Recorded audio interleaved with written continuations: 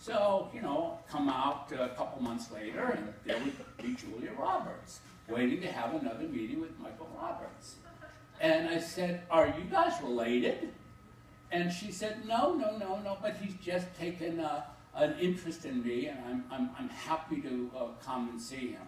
So I then pulled Michael into my office, and I said, "Michael, nothing is going on that shouldn't be going on in that office or any place else, because we work in a public company." He said, "Oh, no, no, no, no." He was a very enthusiastic young man. I believe in her too, and I think that she could be important to us. And so we were at Disney at the time, and we were casting a movie called 3000, because a guy paid a woman $3,000 for spending a week with her. We ultimately changed the title of that movie to Pretty Woman. The alternative title, by the way, which we tested, was Lay Lady Lay. I'm serious. I am dead serious about that. Needless to say, women did not appreciate that title, but it was based on a song by Bob Dylan that was supposed to be in Midnight Cowboy as the main theme, but Bob took too long, and they had to go with Everybody's Talking.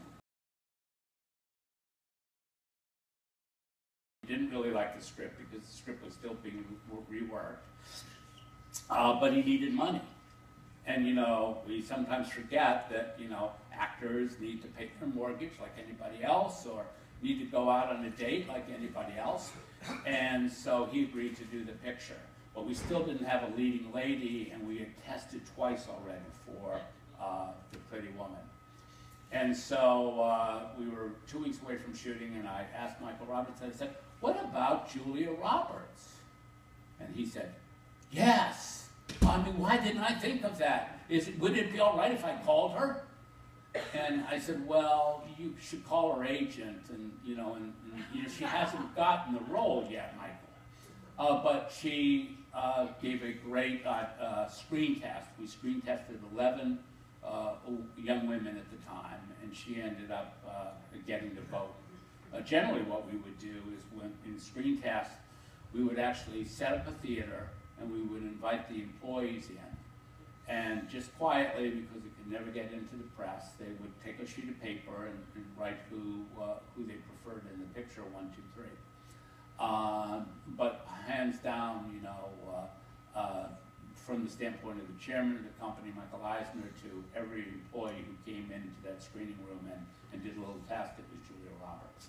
And it's interesting because Julia could have gone on to be not a star, but just a working actress.